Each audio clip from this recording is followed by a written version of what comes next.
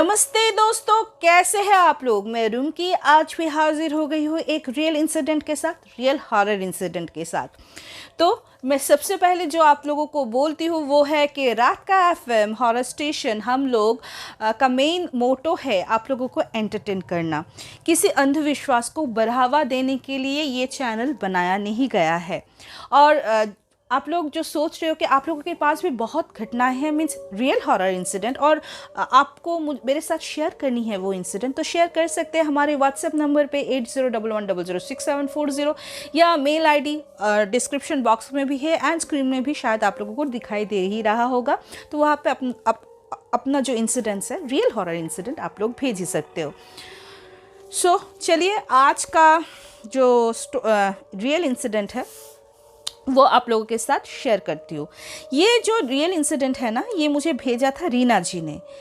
Actually Reena जी का ना पापा का ट्रांसफरेबल जॉब था। हाँ, वो बचपन से ही मीन्स एक शहर से दूसरे शहर से तीसरे ट्रांसफ़र होते ही रहते थे। तो ये इन लोगों को मीन्स रीना जी का आदत हो गया था ये जो लाइफस्टाइल है ना ट्रांसफरेबल जॉब की। जब वो 7 इयर्स की थी ना, तब उनके पापा का ट्रांसफ़र हुआ था कुर्ग। तो कुर्ग कर्नाटका का कुर्ग आप लोगों को पता ही होगा कि नेचुरल ब्यूटी के लिए बहुत फेमस है कुर्ग। और इसका जो नेचुरल ब्यूटी है ना, सच्ची में जिन्होंने देखा होगा उनको लगा, मीन्स मैंने जैसे देखा है मुझे तो ऐसा ही लग रहा था कि स्वर्ग अगर होगा तो ऐसा ही कुछ होगा शायद। तो सारे खुश हो गए क्योंकि बहुत ही सुंदर जगह थी। वो मन ही मन बहुत खुश हो रही थी। पापा से बोला, पापा अभी तो आपका जो ट्रांसफ़र हुआ है ना बहुत अच्छे से जगह में हुआ है, मुझे बहुत खुशी हो रही है। तो रीना जी का जो पापा थे ना वो बहुत बड़े ऑफिसर थे, इसीलिए ऑफिस से उनको एक बंगलो दिया गया था और उनके खिदमत के लिए 2-3 जो हेल्पिंग हैंड्स हैं ना वो भी दिए गए थे, जैसे माली, फिर कुक एंड डोमेस्टिक हेल्पर सारे दिए गए थे। और जो ये बंगलो था ना, इसके सामने काफ़ी बड़ा लॉन था और यहाँ पे मीन्स वैरायटी बोलते हैं ना, बहुत किस्म के फूल खिला करते थे। और ये सब देख के ना रीना बहुत खुश हुआ करती थी। वो सारा दिन लॉन में खेलती रहती थी। लेकिन बंगलो में जाने के ठीक 2 दिन बाद रीना जी बहुत बीमार पड़ गई। इतना बीमार पड़ गई कि बुखार के मारे ना जैसे वो हिलडुल नहीं सकती थी, पड़ी रहती थी पलंग पे। मम्मी आके उनको खिलाती थी तो तब वो खाती थी। मीन्स उनको ना चलने में भी मीन्स वो एबल नहीं थी, चल फिरने के लिए भी वो एबल नहीं थी। तो इतना ही तबीयत ख़राब थी। इनफैक्ट वॉशरूम जाने के लिए भी उनको हेल्प लेनी पड़ रही थी। तो आप समझ ही सकते हो कितनी वीक हो गई होगी वो। तो एक दिन रात में जैसे उनकी बुखार था ना, मम्मी उस दिन मीन्स जब से उनका तबीयत ख़राब हुआ था मम्मी उनके पास ही सोती थी। एक दिन रात में वो कुछ बड़बड़ कर रही थी। हाँ, और उंगली की तरफ उंगली जो है ना अपनी, वो फैन की तरफ इशारा कर रही थी और बड़बड़ कर रही थी। फिर आँख बंद करके ही बोलने लगे कि मम्मी देखो, अंकल फैन से झूल रहे, अंकल फैन से क्यों झूल रहे, अंकल फैन से क्यों झूल रहे, मम्मी देखो ना देखो। मम्मी डर गई और उनको हिलाया, बोले क्या हुआ, तू क्या बड़बड़ कर रही है, कौन झूल रहा है फैन से, किस ये क्या बात कर रही है तू। फिर उनको होश आया, बोले मम्मी मैंने अभी देखा वो फैन से ना एक अंकल झूल रहे थे। मम्मी बहुत हैरान हो गई क्योंकि रीना जी तब सिर्फ 7 साल की थी और ये सब के बारे में कभी भी घर में डिस्कशन नहीं हुआ था। उससे कभी भी पता ही नहीं है कि सुसाइड क्या है और पंखे से झूलना क्या है, ये लड़की क्या बोल रही है।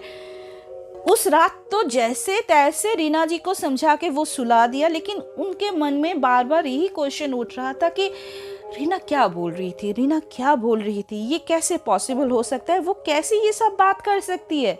फिर सोचा कि ज़्यादा बुखार होने से ना बहुत जना बड़बड़ करते हैं, तो ये वो सोच रही होगी शायद बुखार सर पे चढ़ गया था, इसीलिए शायद वो उल्टा सुल्टा बक रही होगी। सेकंड दिन रात में भी वही सेम टू सेम बड़बड़ और एक ही बात वो दोहराए जा रही थी कि मम्मी देखो वो अंकल पंखे से झूल रहे।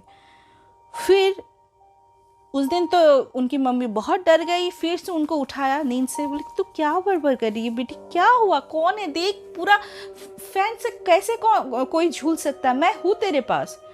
फिर वो जो डिस्क्रिप्शन दिया ना, वो बोले कि पता है मम्मी, अंकल ना वो फैन से रस्सी से झूल रहे थे, उनकी आग जैसे निकल आ रही थी और उनका जो टंग है ना वो बाहर निकली हुई थी और वो उसी आग से मुझे घूरे जा रही थी।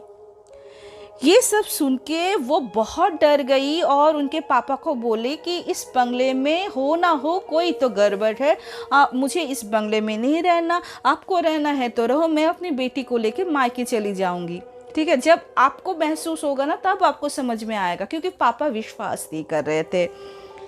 नेक्स्ट दिन उनके पापा मीन्स रीना जी के पापा और मम्मी जो उनके केयर टेकर थे ना, उनके पास गए और बोला कि भैया इस बंगलों में तो कुछ ना कुछ प्रॉब्लम है, आप हमें खुल के बताओ, देखो मेरी बेटी का क्या हाल है, बुखार से पूरा उसका वो पूरा बेहाल हो गई है मेरी बेटी। फिर केयर टेकर ने बोला कि साहब मैं आपको बताऊंगा, लेकिन अगर ये बात आपने बड़े साहब को बोल दिया ना तो मेरी नौकरी चली जाएगी, मेरे पेट पे लात पड़ जाएगा। फिर उन्होंने आश्वस्त किया उनको कि आप चिंता मत करो, हम लोग किसी को कोई कुछ भी नहीं बताएंगे। तब केयर टेकर ने बोला कि यहाँ पे जो ये घटना 10 साल पहले की है और तब यहाँ पे जो माली काम करता था उसका मेंटल कंडीशन ठीक नहीं था और एक रात को अचानक से उसी रूम में जहाँ पर रीना सोती थी, सच्ची में फैन से हैंग होके उसने सुसाइड किया था। ये बात सुनने के बाद पापा मम्मी तो हक्के बक्के रह गए। इसका मतलब है रीना जी जो देख रही थी वो ठीक ही देख रही थी, वो गलत नहीं देख रही थी। और ये सब सुनने के बाद वो तुरंत उन्होंने वो बंगलो छोड़ के होटल में शिफ्ट कर लिया और बहुत जल्द दूसरा एक एकोमोडेशन का बंदोबस्त करके फिर उन्होंने शिफ्ट किया था।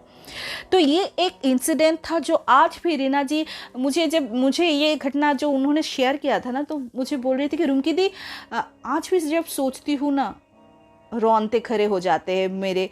आज भी वो इंसिडेंट मैं भूल नहीं पा रही हूँ। मैं कोशिश करती हूँ, बहुत मैंने कोशिश किया है भूलने के लिए, लेकिन मैं भूल नहीं पाती। तो ऐसे कुछ इंसिडेंट हमारे जीवन में हुआ करते जिसको ना हम लोग चाहे भी तो शायद भुला ना पाए। तो कैसा लगा आज का इंसिडेंट, रियल हॉरर इंसिडेंट? तो कमेंट सेक्शन में कमेंट कीजिए और प्लीज़ इस चैनल को शेयर कीजिए। आप लोगों का सपोर्ट मुझे चाहिए, आप लोगों को सपोर्ट मिला तो डेफिनेटली और भी इंसिडेंट में लाती रहा करूँगी। और अगर आप लोग सोच रहे होंगे कि अभी तो रात का FM हाल ही में शुरू हुआ है, इतने सारे घटनाएं मुझे कैसे मिली, सब्सक्राइबर ने कैसे भेजा, तो एक्चुअली हम लोगों का एक बंगाली चैनल है कथाय गल्प भूतरा अड्डा स्टेशन, तो वो ऑलरेडी मोर देन 143-144 एपिसोड आ चुके होंगे वहाँ पे। सो सब्सक्राइबर लोग ही, आप लोग ही भेजते हो वहाँ पे, तो वही घटनाएं मैं हिंदी में कन्वर्ट करके ला रही हूँ, क्योंकि बहुत जनों का रिक्वेस्ट थी कि हम लोगों को समझ में नहीं आता, तो प्लीज़ आप अगर हिंदी में कन्वर्ट करके लाओ। तो हिंदी में तो मैं ला रही हूँ, तो आप लोगों का सपोर्ट तो मुझे चाहिए, तो आशा है कि सपोर्ट मिलेगा। तो आज का एपिसोड मैं यहीं पे ख़त्म करती हूँ, बहुत जल्द मिलूंगी। Till then bye bye, see you soon, नमस्ते।